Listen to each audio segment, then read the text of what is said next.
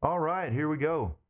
We're going to first begin by installing WooCommerce, and for this tutorial we're going to use WooCommerce 3.3. I'm making this video at the end of January, but WooCommerce 3.3 is due out in the first week or two of February, so we're just going to go ahead and use that. So to get started, what you're going to do is here in your admin area, go to Plugins, Add New, and here in the search box you can type in WooCommerce and it'll automatically search and find it, and then you can click install and activate. Well, you see an activate button here because I've already installed it, but now I'm just going to click activate and we'll walk through the initial config.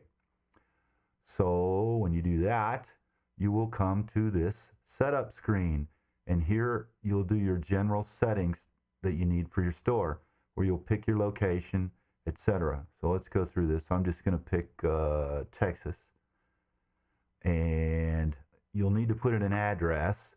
So I'm just going to use fake address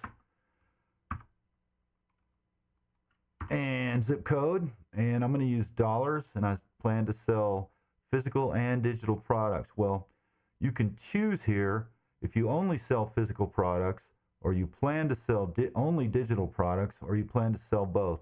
It's probably a good idea to just go ahead and choose I plan to sell both physical and digital. That way if you change your mind later, all this is already set up for you. So and here we have a box, allow WooCommerce to collect non-sensitive diagnostic data and usage information. It's up to you whether or not you want to do that. That'll transmit information about your WooCommerce installation back to WooCommerce.com. So it's, I don't know, it's up to you, whatever you want to do. Here, this checkbox, I will also be selling products and services in person. If you check this box, you're going to see a few extra settings that you may or may not need. But if you only sell online, don't worry about it. Just don't check the box. And even if you don't check the box, or you do check the box, really doesn't matter. You can always go back and adjust your settings later if you need anything related to that. So I'm going to uncheck this because this is just a test site, and I'm going to click Let's Go. And now we go to the payment configuration, and I am not going to use Stripe on this test site. Stripe lets you take credit cards, but it's easier just to do this demo with PayPal. And then if you want to take payments from offline customers, you get some additional payment gateways: check payments, bank transfer, and cash on delivery.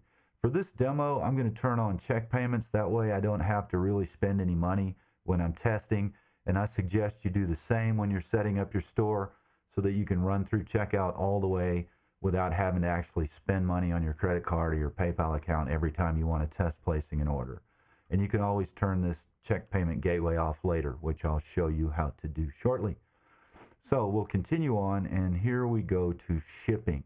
So here we're going to be presented with these options for WooCommerce services. For purposes of this demo, I'm going to turn these off, but I will go over these with you in a future video as part of this series to explain how these services work and exactly what you need to do to make them work, pros and cons, etc., etc.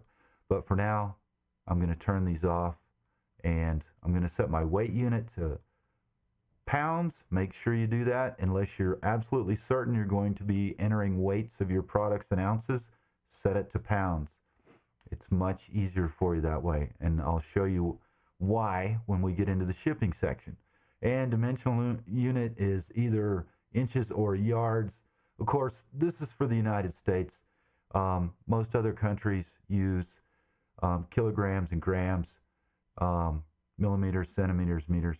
So if you are in a European state or anywhere that uses, or European country, excuse me, or any place that does use the metric system, you probably want to choose kilograms, although you may have a good reason to choose grams if you have very tiny or small products, but choose kilograms just to get started. You can always change it later. But what you need to keep in mind is this weight unit and dimensional unit apply to all your products. You can't mix and match across products. You can't have some products listed in grams and others listed in kilograms or pounds and ounces. You can't mix and match those. So these are global across all your products. So now we're going to continue, and here we're on the extra screen.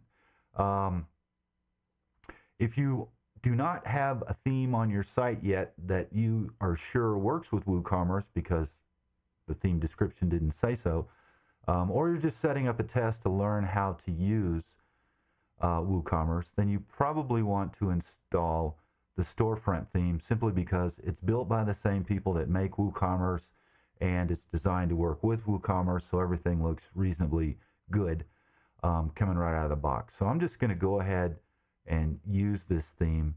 And automated taxes, again, this is part of the WooCommerce services. When you're first testing WooCommerce, you may or may not want to use this. I'm going to keep it off for the demo. It just sends me into more setup information that I don't want to get into. I will cover this in a WooCommerce services video, as I mentioned. So let's leave that off and let's use the storefront theme, and we will continue. Here we get presented with an option to use Jetpack.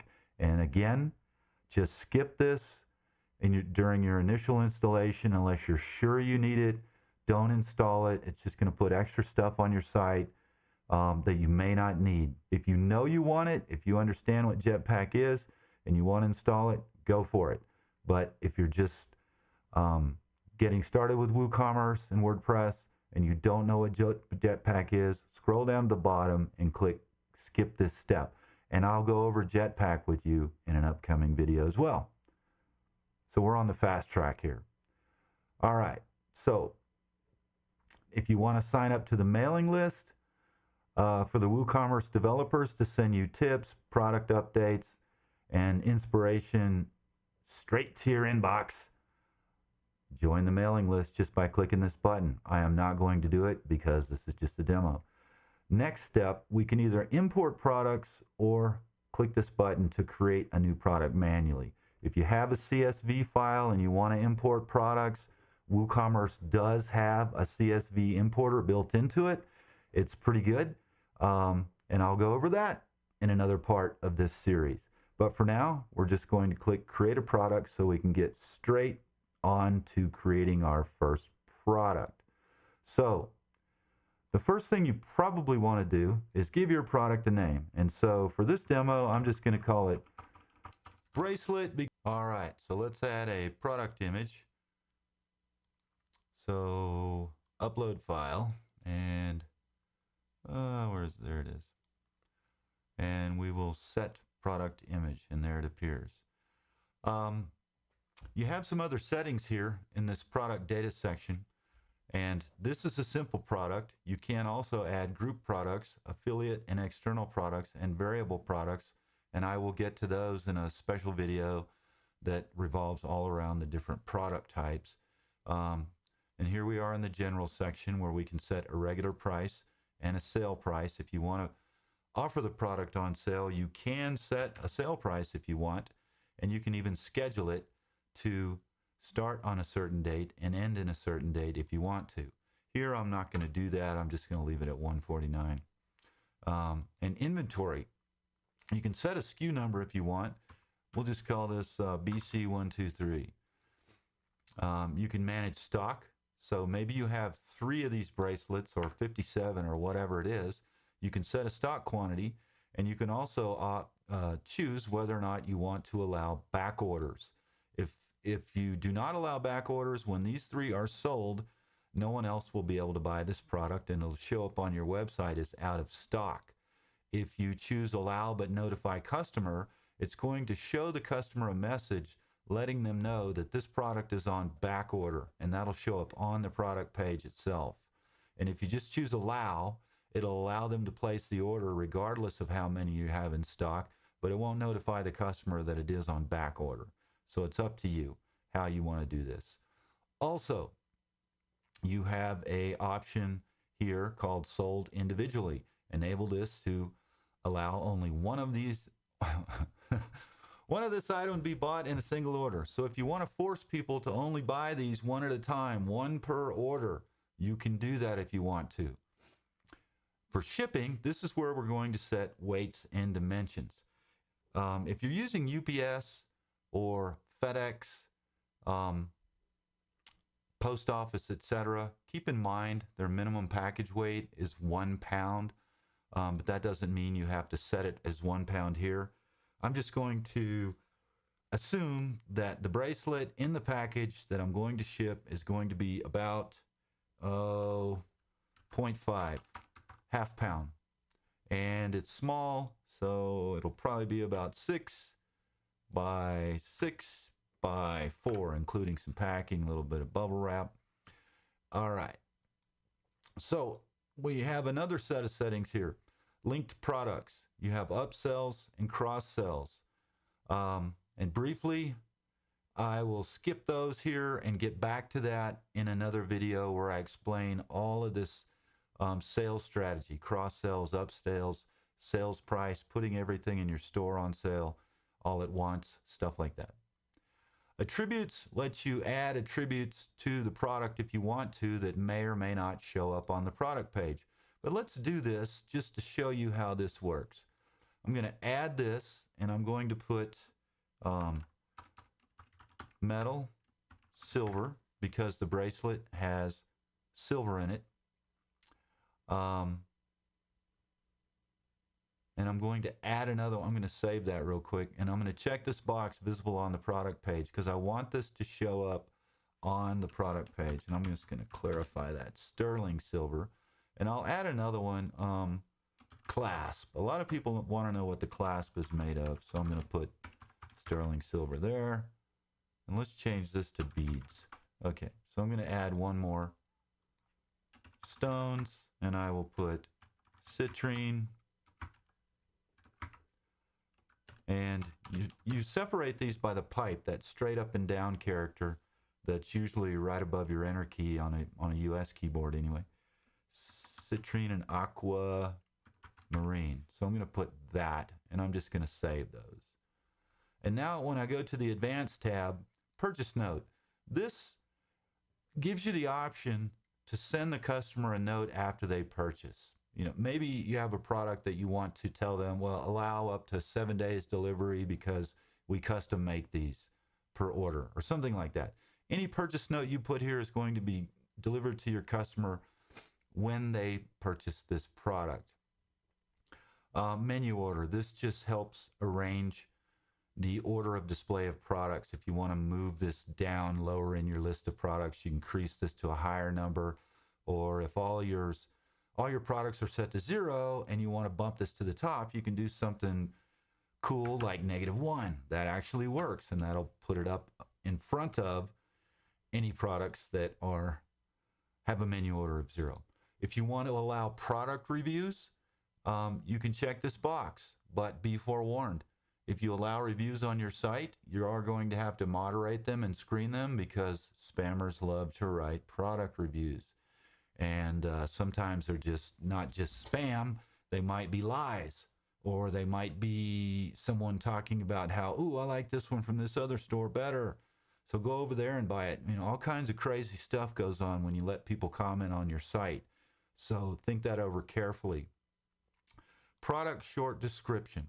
Well, up here we have a long description, and we can write as long of a description as we want. However, you also have a short description, and on most themes, a short description will show near the top by the title and price, whereas the regular long description is going to show below the pictures. And just so you can see how that works, I'm going to write, this is a short if I can type. All right, so there we go. All done with this product. I am now going to publish it and show you what it looks like on the front of your website real quick. So here we go. And as you can see, here's that short description I mentioned. It shows up right there, and it's showing me the title, the price, 3 in stock. I can choose a quantity, add it to the cart. Here's my category, my tags, and there's my longer description. I only wrote a brief one, but That's where that would show up. And the additional information, the attributes I put in the product, here they are. Shows the weight, dimensions, beads. This comes from the shipping. And here we have the other attributes: beads, sterling silver, glass, stones. And there you go. And if there were any product reviews, you would see a number greater than 0. And you being logged in as administrator, you can write a review anytime you want. Shoppers write text and have to click a star rating from 1 to 5, and then they can submit it. All right, so that's what the product looks like. But let's proceed back and go to the WooCommerce settings, because this video is all about your initial install, creating your first product, and reviewing your settings. So here we are, WooCommerce menu on the left, settings submenu. You'll notice there's some tabs across the top here. So the settings are divided into sections so that you can find things easily. Here's the address information that I entered during the setup wizard.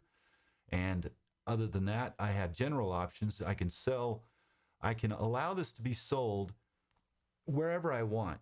By default, it's all countries, but you can narrow the scope. For example, maybe you don't want to ship anything overseas or to somewhere too far away or outside of certain regions because of cost or hassles and returns and things like this. So you can narrow this if you want to. And if you do, anybody's still going to be able to view your website. But when they go to checkout and they enter their billing and shipping information, they're only going to be able to select from the locations you say. So for example, if I say I only want to sell to whatever, France or Europe or whatever, United States, Canada, this is the only option I'm going to have on the checkout page to select for my country when I enter my billing and shipping information. So that's how WooCommerce restricts who can buy items. Shipping locations, ship to all countries you sell to.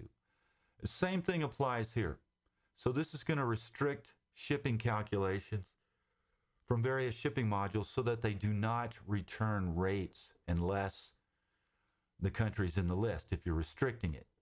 And by the way, each one of these settings has a little help tip here so that you can get a better idea of what this may be about.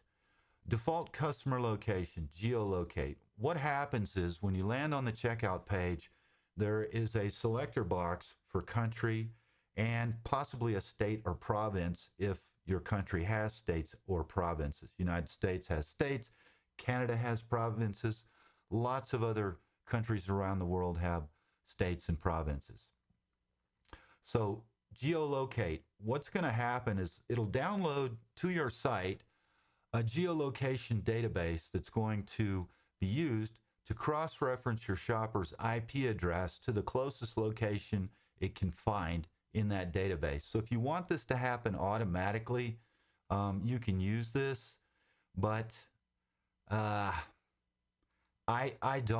just don't want that happening on my sites that I use this on. It's just extra overhead because the geolocation database has to be downloaded every so often and updated, and sometimes that download doesn't complete correctly. There can be errors that happen, and it's not a small database. It's not gigantic, but it's not teeny tiny, so it doesn't happen in a fraction of a second. It's just more overhead, and it's really not that big of a deal to have my customers just enter their own address. But if you do use geolocate and it presets their country and state, make note your shoppers will be able to change it if they want to. So here's the next box, enable taxes and tax calculations. So if you need to collect sales tax, then you need to turn this on so that taxes are calculated correctly. And I will cover all the tax settings in a separate video because it is something that requires considerable time to explain correctly. Here next we have currency options. If you're in the United States, we put the currency symbol on the left. Our thousand separator is a comma. Our decimal separator is a dot or a period. And we typically round all our prices down to 2 decimal places. If you happen to be in another location, for example, somewhere in Europe, they use a euro, and they typically have the currency symbol on the right side. and they use a period for the thousand separator and a comma for the decimal separator. So it's different. And these settings here allow you to adjust this to meet the needs of your specific location. After you've made any changes here, be sure and click the Save Change button before you go to the next tab. So here is the Products tab. And you'll notice a lot of these tabs are going to have a little sub-menu underneath them. And here you can see General, Inventory, and Downloadable Products. So our General tab, this lets us do a variety of things. The first setting is our shop page. This is our main shop page on the front end of the site, and it corresponds to a WordPress page. So if you want it to be somewhere else, you can do that. And you'll notice here, let me delete this quick. This sample page is installed by WordPress every time you do a new install. So I'm going to delete that to get it out of the way. These 4 pages, Cart, Checkout, My Account, and Shop, these are created automatically by WooCommerce when you install WooCommerce. And each one of them, here's the shop page. It does not have a short code. It's just an empty page that WooCommerce is going to populate automatically. But you'll notice that the My Account page has a short code, and so does the My Checkout or Checkout and Cart pages. Both of these have short codes. So just keep in mind that is what this refers to. This is where it's coming from. So you can choose whatever page you want for your shop page. We'll leave it at the default for simplicity's sake. Add to cart behavior. Redirect to the cart page after successful addition. It's up to you whether or not you want to do that. I typically don't on my sites. When I'm shopping online, I find that a little bit annoying when they keep throwing me into the cart and then I have to go back into the product section again. I don't like it, but some people do, and it's very useful for sites that may only sell a few products. So it's up to you. Whatever you think your shoppers are going to like. Enable Ajax Add to Cart buttons on Archive. What that does is, let's hop over here to the front end so I can show you what happens if you turn that on. This is the main shop page I was talking about, and we only have one product listed, but if we had created many more products, they would be on this page, 10 or 12 or 15 at a time, and there would be page navigation, etc. Anyway, here's what the Ajax Add to Cart does. If you have that on and you click Add to Cart, you saw the little spinner there. It added it to the cart. Now it presents me with a View Cart button, and I never left this page. So I got to put that product in the cart real fast without leaving this page. That's what this setting does. If you turn that off, what's going to happen? Let's just do that, and I'll show you. So we'll go back to the shop page, refresh that.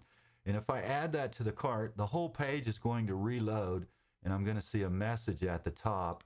Bracelet has been added to cart, view cart.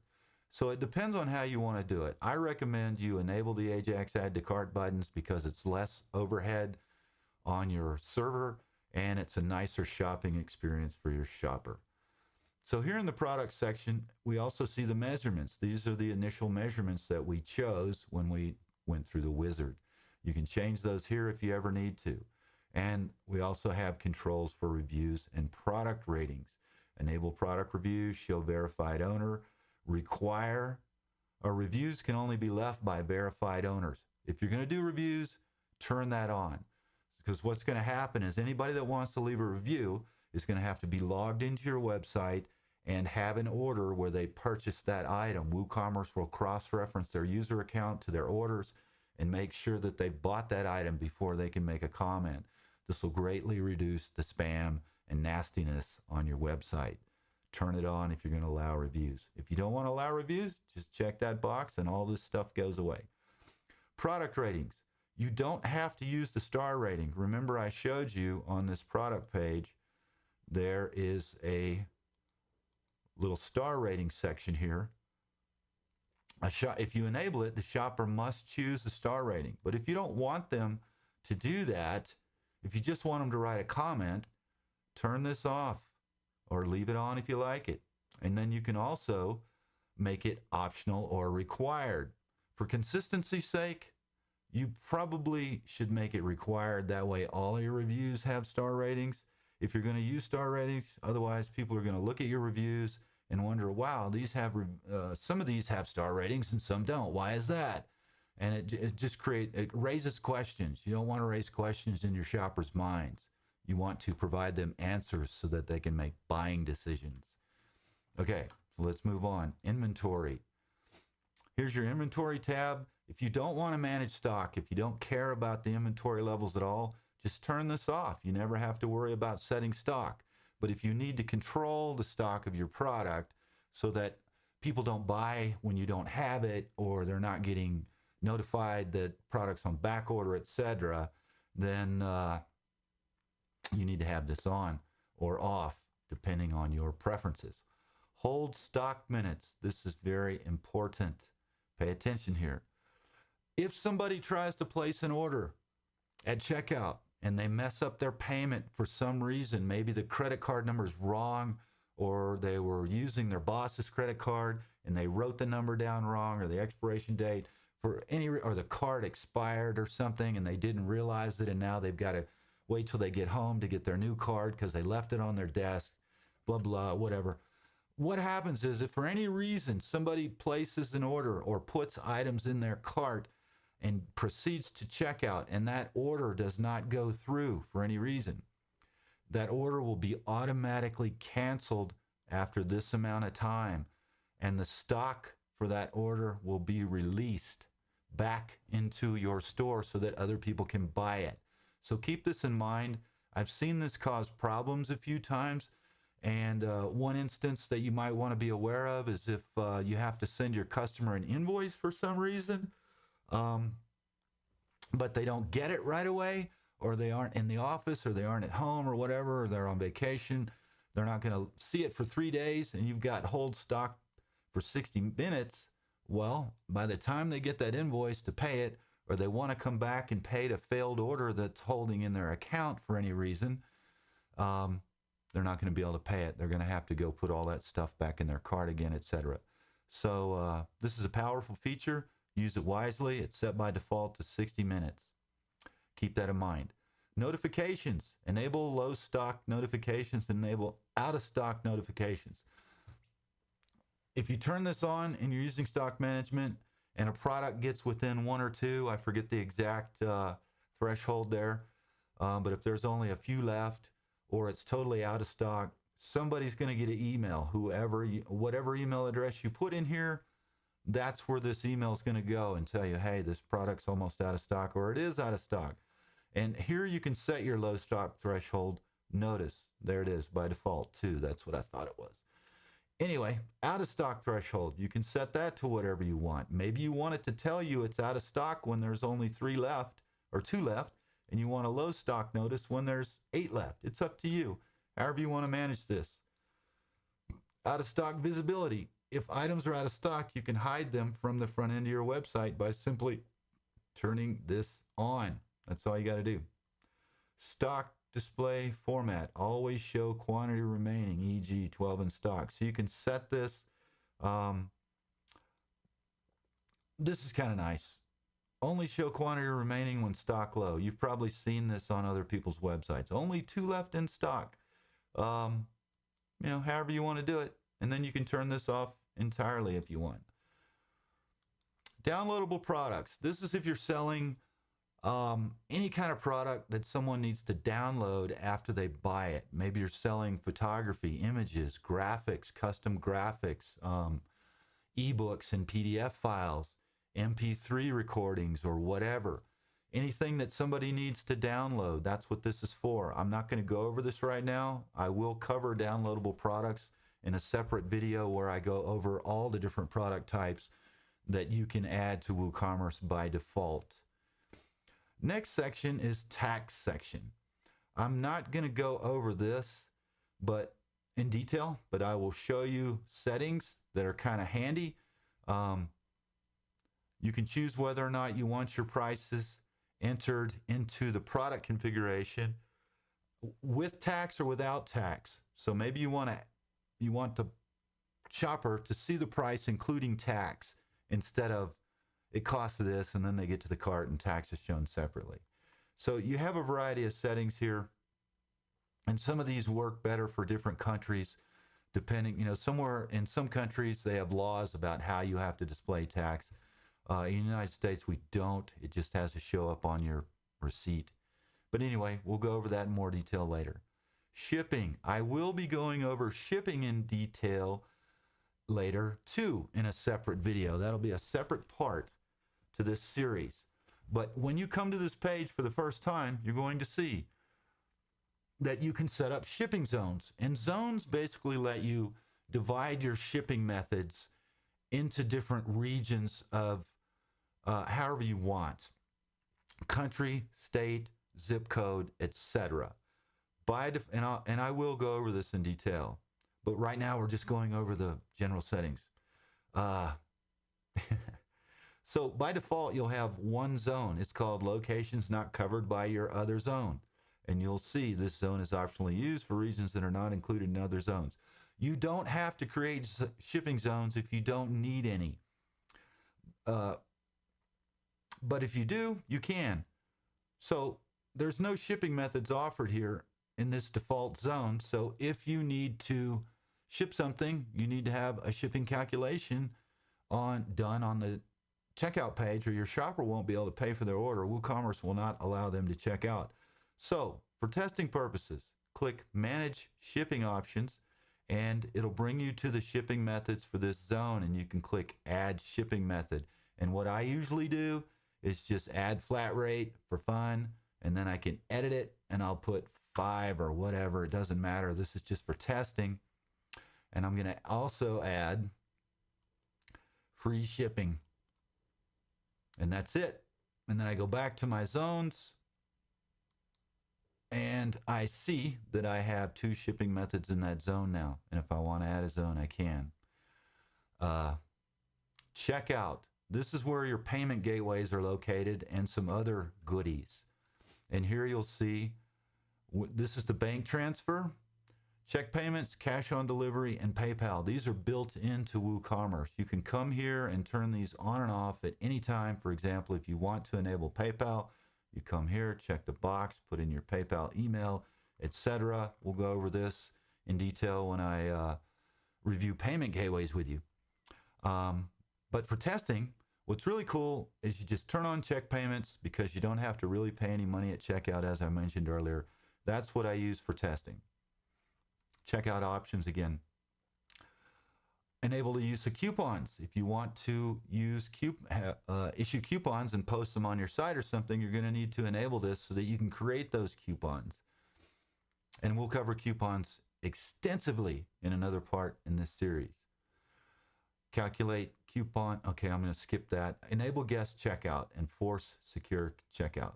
Let me talk about force secure checkout first.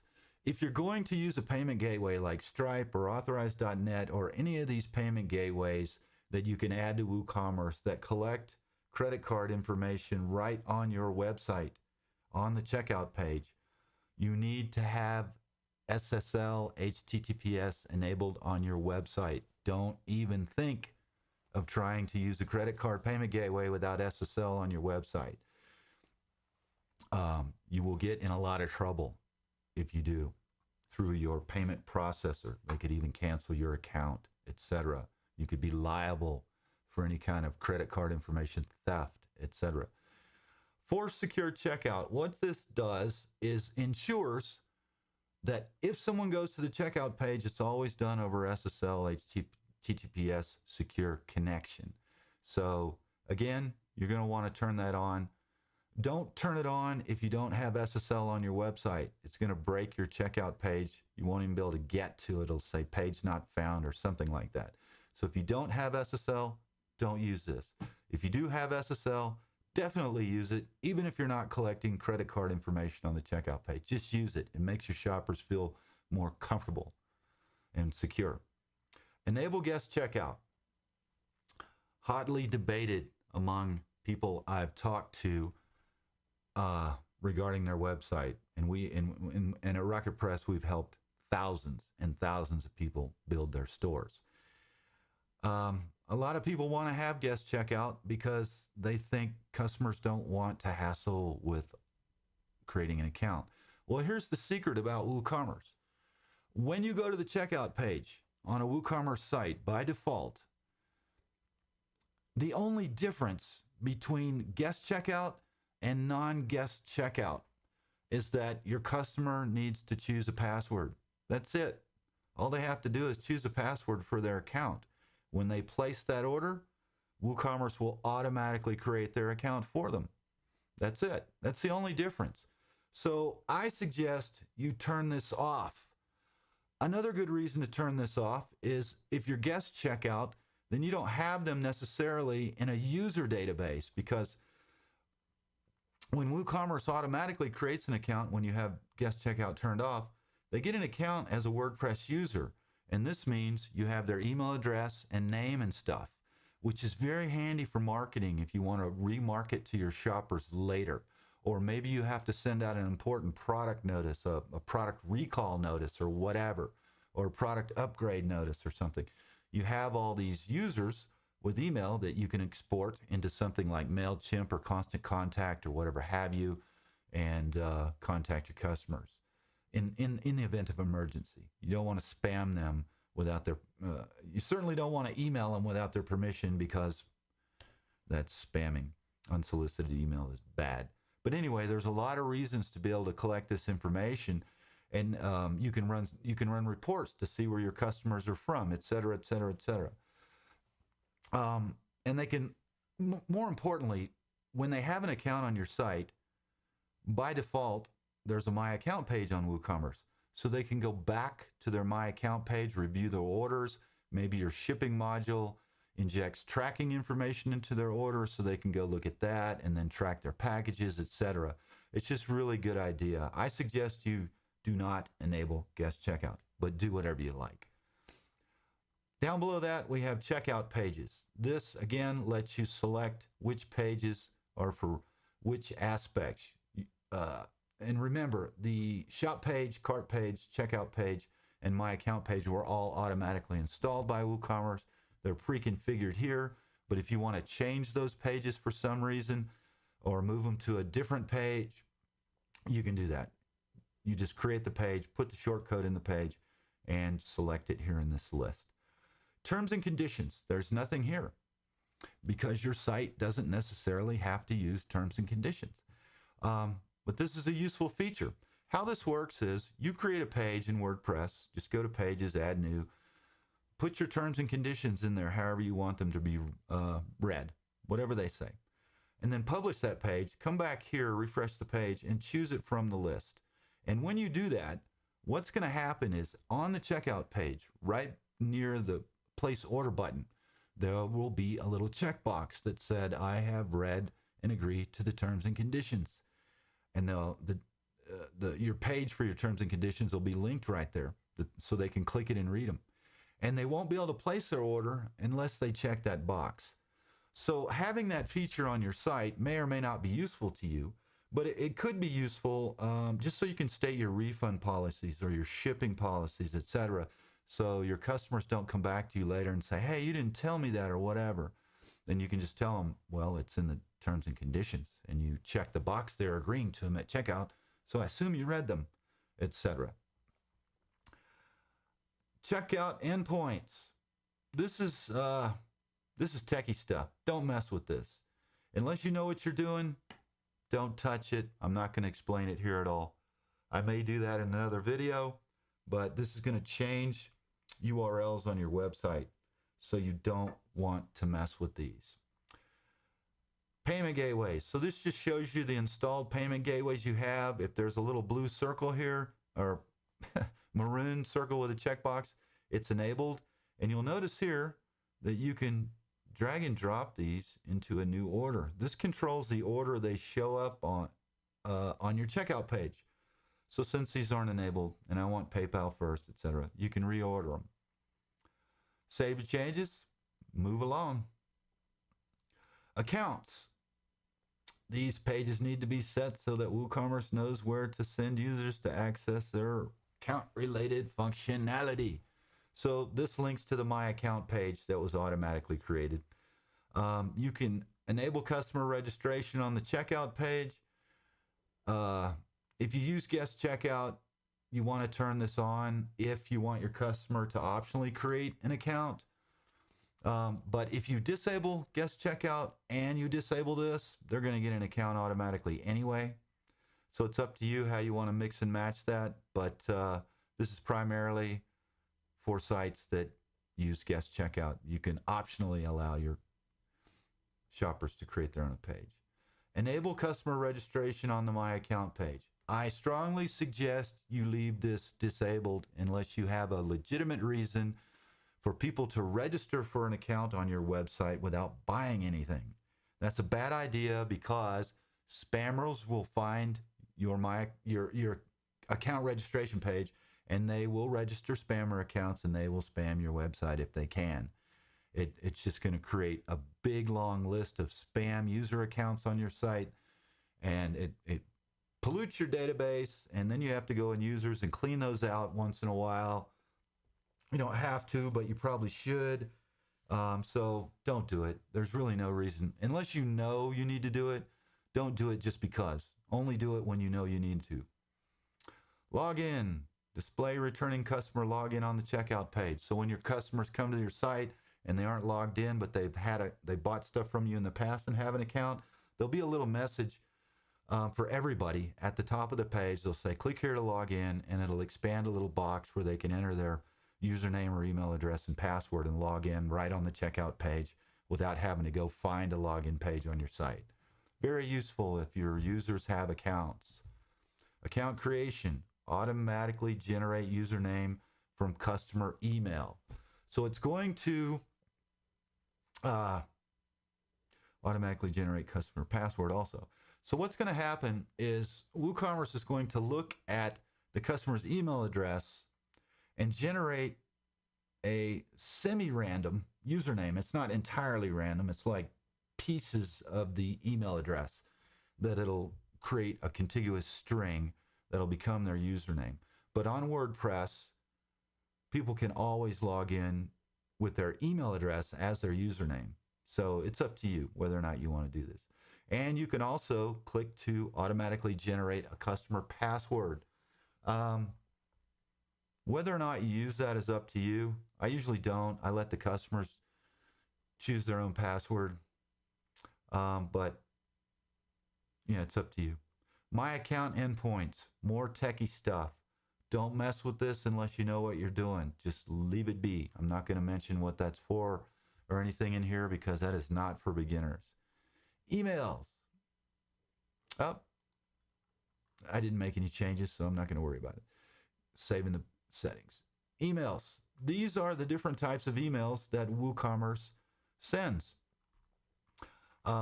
New order, canceled order, failed order, blah, blah, blah, blah, blah.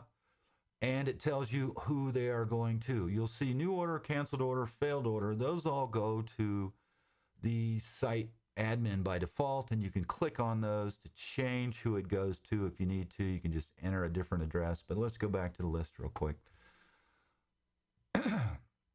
If you put an order on hold, if an order comes in and it goes on hold, for example, the check payment gateway automatically puts orders on hold. But maybe they've actually paid you with PayPal successfully, and you need to put their order on hold for some reason. You change their order status to hold. It'll send the customer an email. Order processing completed. These are automatically sent. If you refund it, it'll tell the customer it's refunded. Customer invoice, order details. These go out automatically when the order is placed. Customer note, if you add a note to an order, it can optionally be sent to the customer. Reset password, new account notice, etc. So you can turn any of these on and off. And I'll show you that in just a sec, but let's look at email sender options. This controls who the message appears to come from when it's going to, any of these emails go out. So you can put whatever you want here, and then this is going to be the from email address. Keep in mind the shopper may click reply. So maybe you do or don't want this to be a live mailbox. It's up to you. email template. You can put a header image in your emails if you want to, by pasting in a URL here.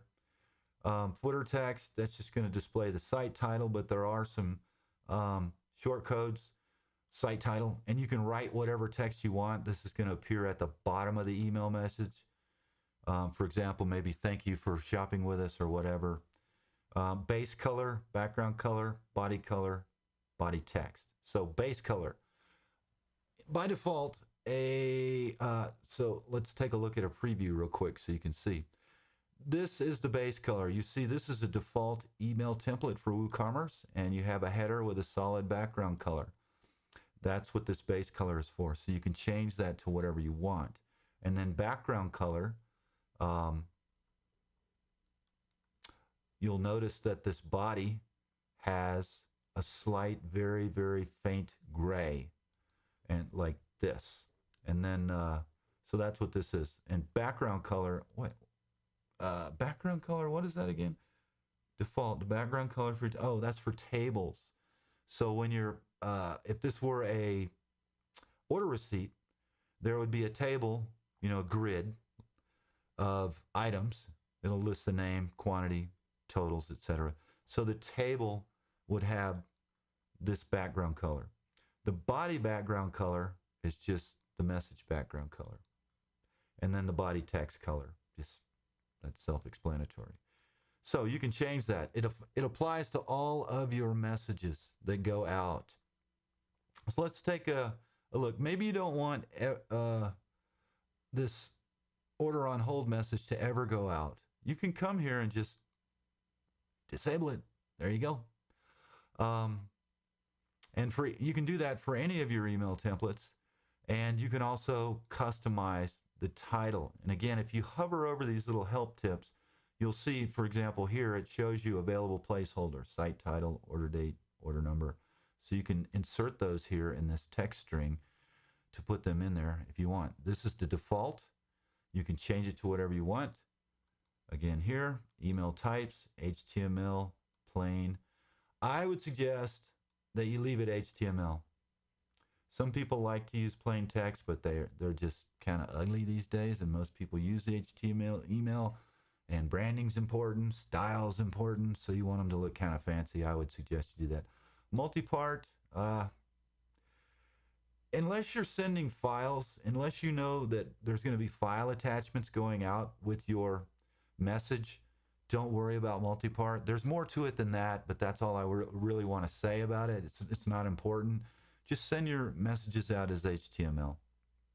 So going back to the list here, you'll see that you can do pretty much the same, but some of these messages have different field settings depending on the purpose of the message.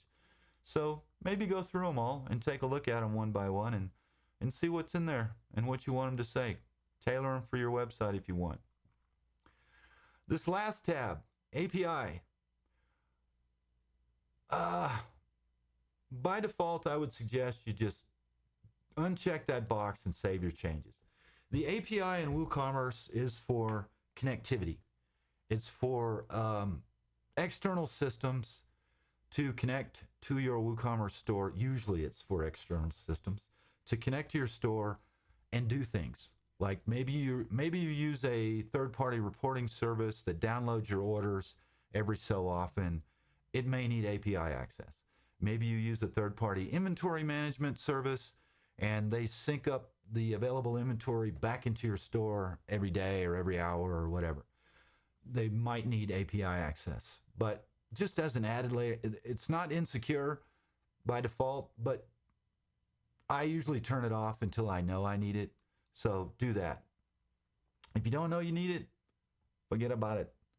I'm not going to go over the keys and webhooks because that's all part of the API and that's not part of our general installation and config.